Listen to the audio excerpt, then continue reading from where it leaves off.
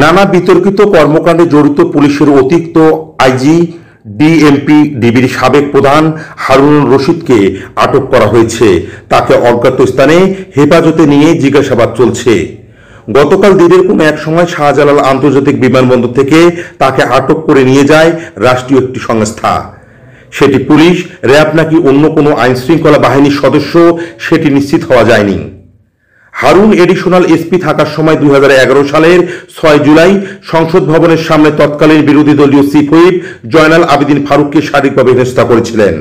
সেই সময় সমালোচিত এই পুলিশ কর্মকর্তা শেখ হাসিনার আনুকূল্য পেতে থাকেন আর একের পর এক পদোন্নতি, গুরুত্বপূর্ণ জায়গার পদায়ন হয় তার। নানা অপকর্মের সঙ্গে তার যোগসাজশের পাশাপাশি স্বৈরাচারী শেখ হাসিনার উদ্দেশ্য সাধনে বিরোধী রাজনৈতিক দলের নেতাকর্মীদের ধরপাকড় করার বড় ভূমিকা ছিল হারুনের। সর্বশেষ কোটা সংস্কার আন্দোলনের বিএনপি সমর্থন দেওয়ার পর গত 17 জুলাই দলের পল্টনের কেন্দ্রীয় কার্যালয়ের অভিযান চালায় অতিরিক্ত আইজিপি হারুন। এরপর থেকে সেখানে আর কাউকে ঢুকতে দেওয়া হয়নি। গত বছরের অক্টোবরে বিএনপির আন্দোলনের সময় দলের স্থায়ী কমিটির সদস্য গয়েশ্বরচন্দ্র রায়কে ধরে নিয়ে ডিবি অফিসে বেশ কয়েক ঘন্টা আটকে রাখেন হারুন।